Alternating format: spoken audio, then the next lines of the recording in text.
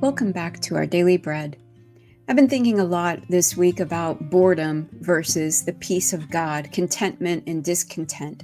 And I just wanted to share a couple of things quickly with y'all today about the state of boredom. Well, first of all, this word boredom didn't really even become a popularized word until the 1800s. Charles Dickens actually made it more popular than anyone else. Prior to that, the word boredom didn't even exist. So is boredom a new problem? I don't think it is. In 1 Samuel 22:2, and everyone that was in distress, and everyone that was in debt, and everyone that was discontented, gathered themselves unto him, and he became a captain over them. And there were with him about 400 men.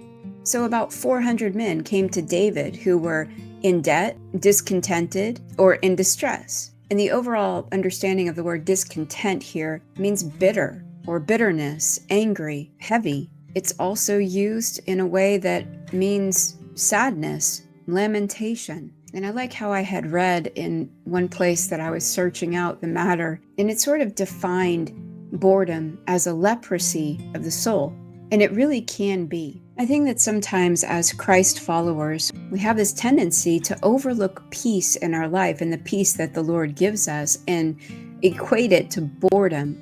And why is that? Most of us lived rather crazy and wild lives before coming to the Lord. Some didn't have that situation, but nonetheless, they lived in a heightened state of chaos or calamity or things not going right or discontentment in the world.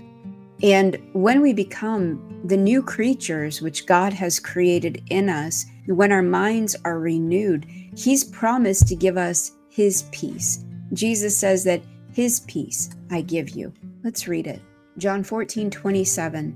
This is Jesus speaking. Peace I leave you, my peace I give unto you. Not as the world giveth, give I unto you. Let not your heart be troubled, neither let it be afraid.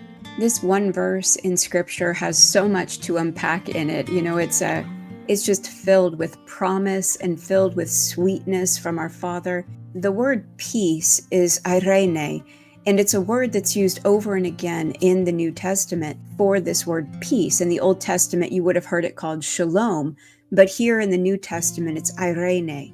And it is the Greek 15:15, and it means one, peace, quietness, rest. I want you to hear the definition, especially as it pertains to this particular passage with such promise attached to it. I love this definition.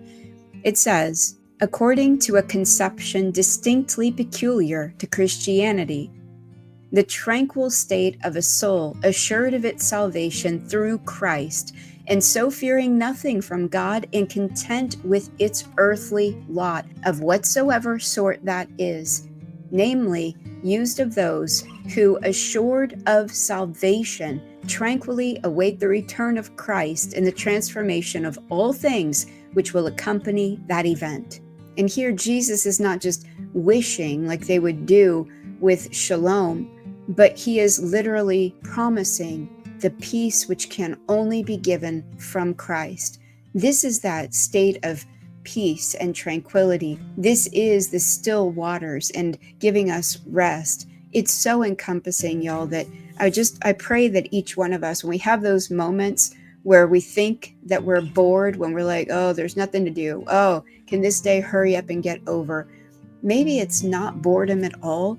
Maybe it's not discontentment that we feel, but maybe it is that peace which only Jesus Christ can give to us. If indeed you are a born-again child of the Most High God, go and be at peace today. Eirene, unto all of you. Love you.